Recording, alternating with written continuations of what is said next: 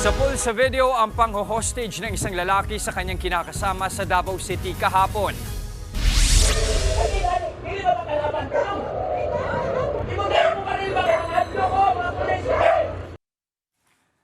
Armado ng baril ang lalaki habang bihag ang kanyang kinakasama. Hindi makalapit kahit ang ilang rumespondeng pulis dahil baka tuluyan ito ang babae.